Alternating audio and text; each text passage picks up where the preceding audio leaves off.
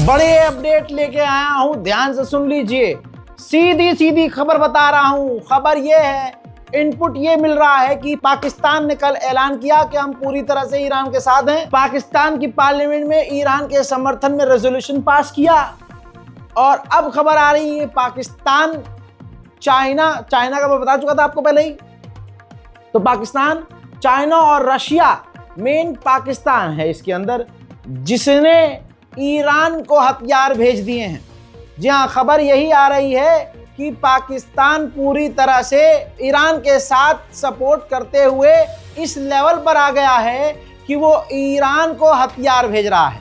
Russia तो भेज ही रहा है और चाइना ने खुल्लम खुल्ला अपना एयरक्राफ्ट वहां उतार दिया है हथियारों से लदा हुआ। लेकिन बुरी बात यह है, बुरी खबर यह है, अगर आप रज़ाग्राफी देख रहे हैं तो याद रखिएगा, मैं किसी एक को खुश करने का काम नहीं करूंगा। मैं बात बताऊंगा असलियत में क्या हो रहा है और दोनों तरफ क्या हो रहा है। तो ईरान को पिछले 4 घंटे में बड़े नुकसान हुए हैं। ईरान के 14 आज फिर से हाई लेवल के वैज्ञानिक मारे गए हैं। कई टॉप के कमांडर कत्ल कर दिए गए हैं। 70% इजराइल जो अटैक कर रहा है वो तेल अवीव के अंदर से नहीं कर रहा है, इजराइल से नहीं कर रहा है, वो मूसाद ईरान के अंदर रहकर ईरान के इलाकों को उड़ा रहा है। ईरान की पाइपलाइन को उड़ा दिया है, गैस पाइपलाइन को उड़ा दिया है। ईरान के सिविलियंस के इलाकों पर हमले हो रहे हैं। ईरान के इंफ्रास्ट्रक्चर पर हमला हो रहा है। यानी फुल स्केल पर इजराइल सिविलियंस पर हमला कर रहा है। ईरान को तोड़ने की कोशिश की जा रही है और कहा जा रहा है इजराइल के द्वारा कि ईरान के रिजीम को हम चेंज कर देंगे, जिसके बाद ईरान ने आधिकारिक तौर पर कहा कि ईरान की आवाम, ईरान की सरकार और ईरान के लोग यूनाइटेड हैं, जुड़े हुए हैं इस वक्त और मजबूती से। तो ईरान के खिलाफ ये ऑपरेशन कामयाब नहीं हो सकता और रिजीम इजराइल चेंज नहीं कर सकता। ईरान के एटॉमिक ऑर्गेनाइजेशन ने जानकारी दी और अपना बयान जारी किया, कहा कि हमारा एटॉमिक प्रोग्राम सिर्फ और सिर्फ पीस के लिए था, शांति के लिए था, सिविलियन के लिए था और उसका कोई खतरनाक इरादा नहीं था। लेकिन इजराइल ने इस बहाने से जबरदस्ती हमारे पावर प्लांट और न्यूक्लियर प्लांट पर हमला किया है। इराक के अंदर तस्वीर देखिए, इराक के अंदर भारी भरकम ईरान का ड्रोन इजराइल ने और अमेरिका ने मिलकर मार गिराया। आपको यहाँ ध्यान देना होगा कि ईरान का मोटा नुकसान हो रहा है, लेकिन न ईरान की आवाम पीछे हट रही है, न ईरान की गवर्नमेंट।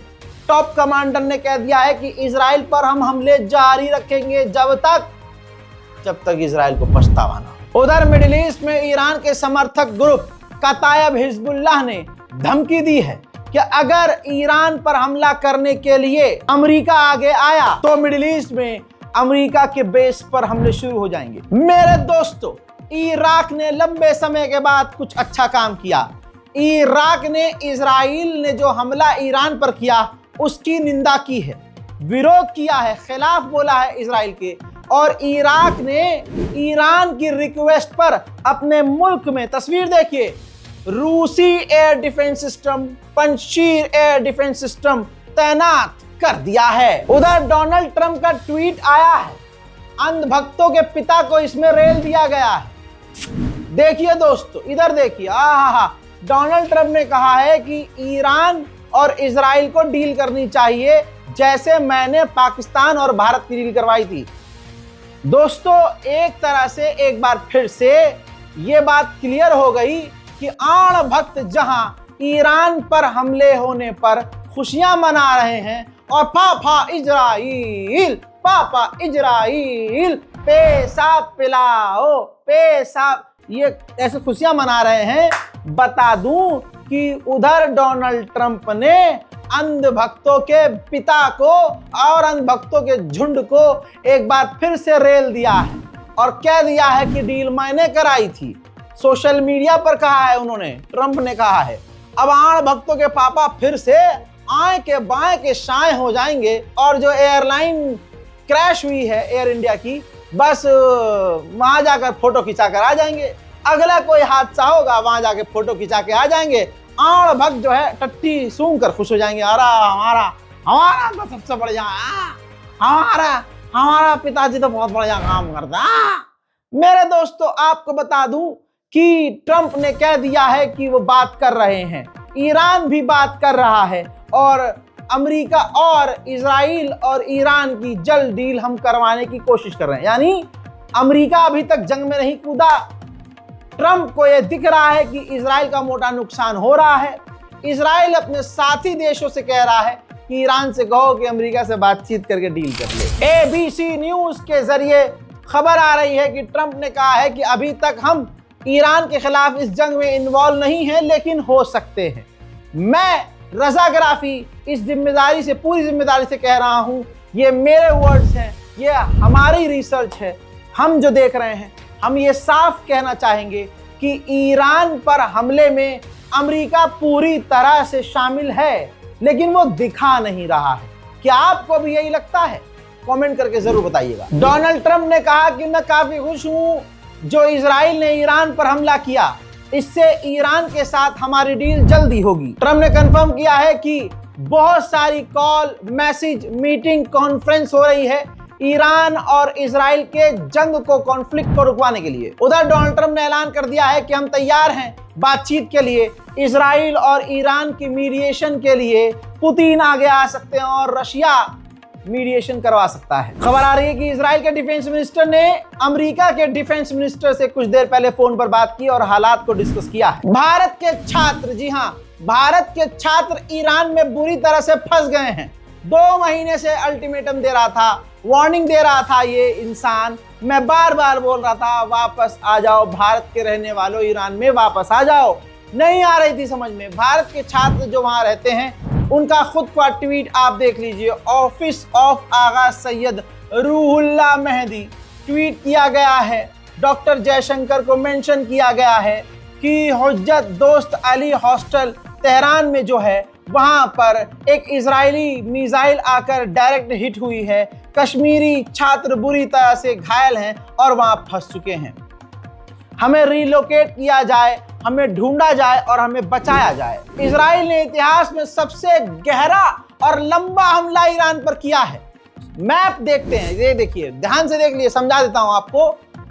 इजराइल बहुत दूर है। इजराइल ने अपनी सरजमीन से अपना फाइटर जेट उड़ाया, 2300 किलोमीटर दूर लेकर गया, ईरान के अंदर मशहद में घुसा, मशहद एयरपोर्ट को उड़ाया, जहां कहा जाता है कि ईरान में जो रोज़ा इमाम रज़ा, वहां बेहद करीब इजराइल ने फाइटर जेट से बमबारी की, एयरपोर्ट को उड़ाया, ईरान को नुकसान पहुंचाया और वापस चला गया। बहुत लोग सवाल कर रहे हैं, रजा भाई ईरान का एयर डिफेंस सिस्टम काम नहीं कर रहा है। कर रहा है काम, लेकिन जैसा मैं बार बार कह रहा हूं, इजराइल के अंदर से हमला कम हो रहा है। जो मूसाद पिछले 10 सालों से ईरान के अंदर छुपा हुआ था, वो मूसाद अब बाहर निकलकर ईरान की सरजमीन पर रहते हुए ईरान पर हमला कर रहा है। 70% हमला ईरान पर, इजराइल से नहीं, ईरान के अंदर से ही मूसाद ईरान पर कर रहा है। ईरान में, मशहद में, कुम में, तेहरान में जो तबाहियां मची हैं, उसके मनाजिर मैं आपको दिखा रहा हूं। लगातार मेरे पास तस्वीरें आ रही हैं, देखिए।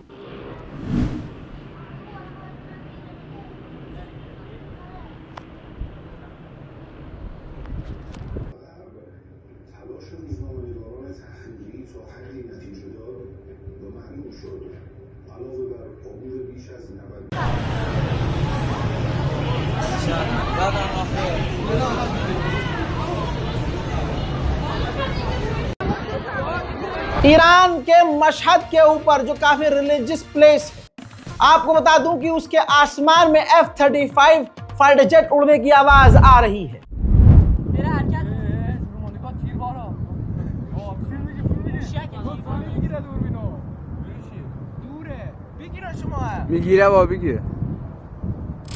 ऐसा नहीं है कि ईरान रुका हुआ है, खामोश है। मशहद के अंदर ही ईरान इजरायली हथियारों को और हमलों को रोक रहा है।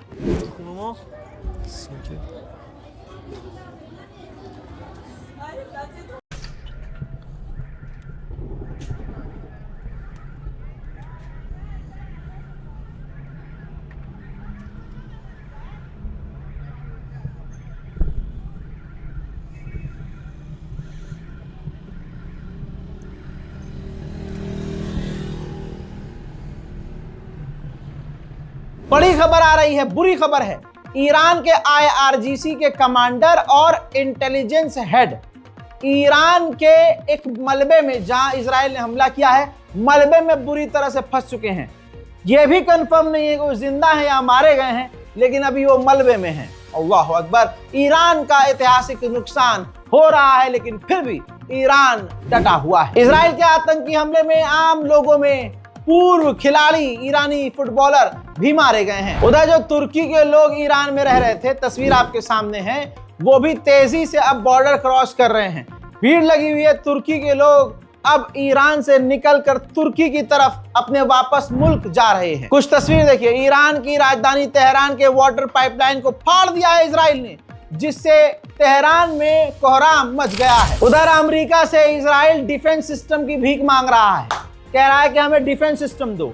लेकिन डोनाल्ड ट्रंप सीज फायर करवाना चाह रहे हैं, डील करवाना चाह रहे हैं, लेकिन इस पर नेतन्याहू कह रहा है कि अभी हम डील नहीं करेंगे, क्योंकि हमारे अभी टारगेट पूरे नहीं हुए हैं, हमें अभी ईरान पर और बड़े हमले करने हैं। मेरे दोस्तों, फिलहाल के इस रिपोर्ट में इतना ही। लौट रहा हूं थोड़ी ही देर में और बड़ी जानकारियों के साथ। तब तक के लिए जय हिंद। दुआ जरूर करते रहिएगा।